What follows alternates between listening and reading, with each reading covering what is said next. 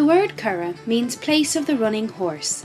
With its unique irregular surface, sprinkled all over with flocks of sheep, it is the most prestigious horse racing venue in Ireland.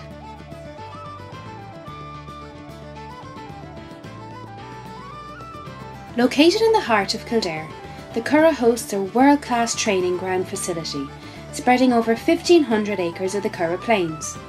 With numerous gallops of the highest standards ranging in grass and sand, it also is the largest horse training centre in Ireland and boasts the largest horse training facilities on its grounds.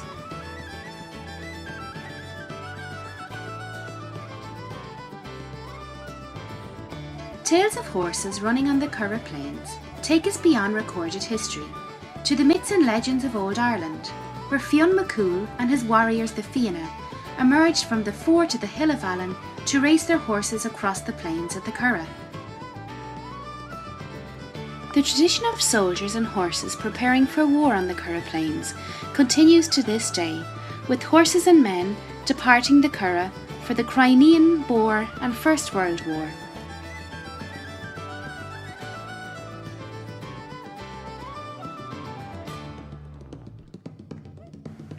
And in the 1800s, Thomas Connolly, the father of the Irish Turf Club, set up its headquarters on the Curragh to formalise the rules and regulations of Irish horse racing.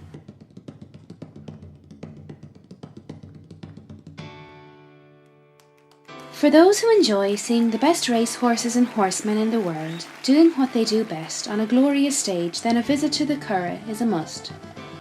To this day, the Curragh holds centre stage in Irish racing, all season long, from the first meeting in early March to the conclusion of the flat season in October.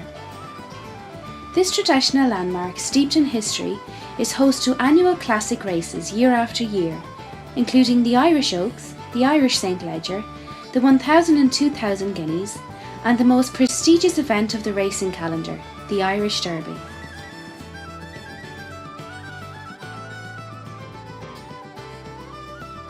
The future of the Curragh evolves year after year with its success and will continue to thrive as Ireland's horse racing headquarters. Future plans to develop and modernise the course include the development of the new grandstand, designed to enhance and complement the Curragh's international reputation for racing excellence. The Curragh, the place of the running horse.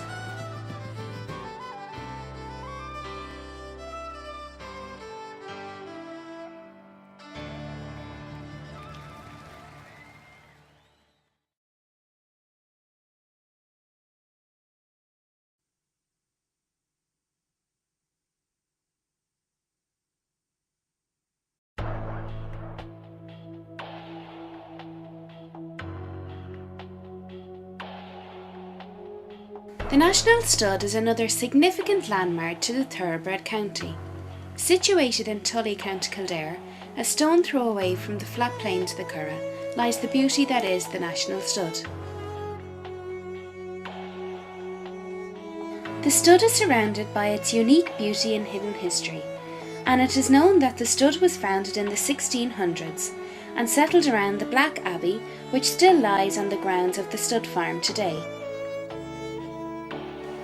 It was discovered that the farmland in Tully that is now the National Stud was purchased in the 1900s by Colonel William Hall Walker, a wealthy Scotsman, and his ambition was to breed thoroughbred horses at the farm in Tully, close to the famous plains of the Curragh and the Irish Turf Club.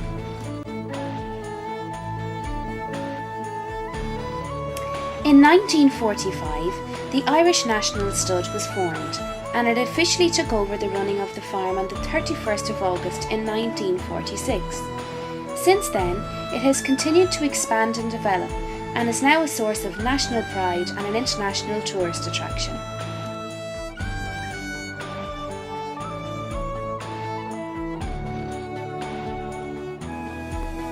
The lower lake was made in 1911 by Ida, a Japanese gardener, where wagtails nest in bamboo grooves by its waterside. The lake is highly mineralised, and the sparkling clear water is used for the resident horses to drink on a daily basis and produce good bone formations. The Sun Chariot Yard was completed in 1975. It was built on the site of the old main yard, and its name recalls the 1941 Triple Crown winner, Sun Chariot, who was born on the grounds of the old yard. During the stud season, these boxes are used to house pregnant mares and house the yearlings after them being born. The museum on site at the stud was opened in 1977 and was converted from an old stallion box where once Royal Shergar was housed. The museum is home to some of the most famous memorabilia of the horse racing history, including bookkeepings, famous jockey uniforms, old-style tack, and most famously, the bone remains of the horse Arco. The most prominent feature in the stud and home of the most famous thoroughbreds in the stud are the stallion boxes. These 10 boxes stand proud beside the Irish flag, with lantern roof shapes presenting a striking sight. They were built in the early 1960s and still contain the designs of Hall Walker. He believes that the stars dictated not only to human destiny, but also the destiny of horses, and thought it was vitally important that the moon and stars were visible from each horse box. Each door shines with a brass plaque stating the stallion's name and details of his racing career. The National Stud is steeped in history and beauty. While the stud has bred, raised and sold some of the most outstanding racehorses of our time, it will continue to expand and develop into a unique source of national pride and a significant trademark to Kildare as a county. Kildare, the Thoroughbred county, and a source of national pride.